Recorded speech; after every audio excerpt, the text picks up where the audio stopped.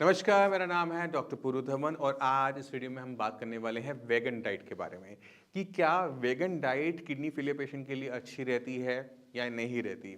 इसको हम जानने की कोशिश करेंगे। मगर पहले हम वेगन डाइट को समझने की कोशिश तो करें कि वेगन डाइट वेजिटेरियन डाइट से कैसे अलग है, क्योंकि इंडिया के अंदर 60% लोग 70% लोग हैं ही वेजिटेरियन। अब वेजिटेरियन डाइट में और एक वेगन डाइट में फ़र्क क्या है। वेगन डाइट के अंदर हम कोई भी खाने की चीज़ किसी भी जानवर से नहीं लेते। जैसे वेजिटेरियन लोग दूध लेते हैं, पनीर खाते हैं, मलाई लेते हैं, घी खाते हैं, ये 4 चीज़ें दूध की हम ले लेते हैं। बाकी साथ में सब्जियां होती हैं, दालें होती हैं, मगर दूध की बनी हुई आइटम भी नहीं ली जाती वेगन डाइट के अंदर। तो वेगन डाइट के ऊपर बहुत लंबे टाइम से रिसर्च चल रही है और इसकी रिसर्च के जो रिजल्ट्स आए हैं वो बहुत अच्छे आए हैं, क्योंकि हमारी बॉडी में एक मार्कर होता है जो बॉडी के अंदर इन्फ्लेमेशन के बारे में बताता है, जिसका नाम है टीमाओ। इसको आप गूगल पे सर्च करोगे आपको बहुत कुछ मिल जाएगा। टीमाओ जो होता है वो नॉन वेजिटेरियन आइटम के अंदर बहुत ज़्यादा होता है।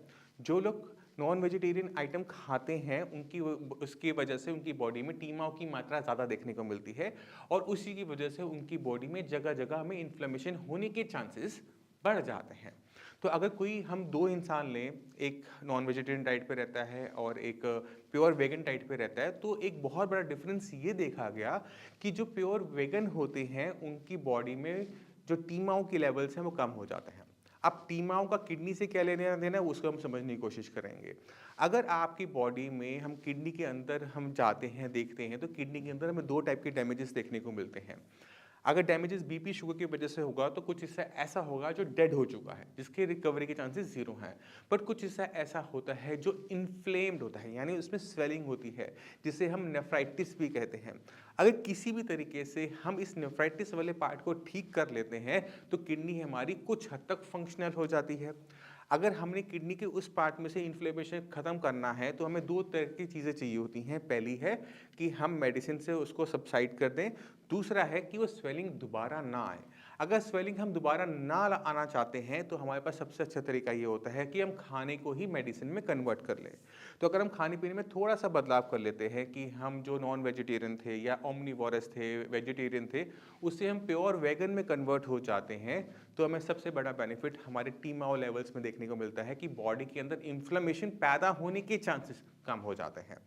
अब जब हम वेजिटेरियन या फिर हम वेगन की बात करते हैं तो वेगन लोगों को लेकर बहुत सारे डाउट रहते हैं कि इसमें खाने में प्रचुर मात्रा में विटामिन डी या बी 12 नहीं होता, बॉडी में डेफिशिएंसीज पैदा होनी शुरू हो जाती हैं। ये बात सही भी है।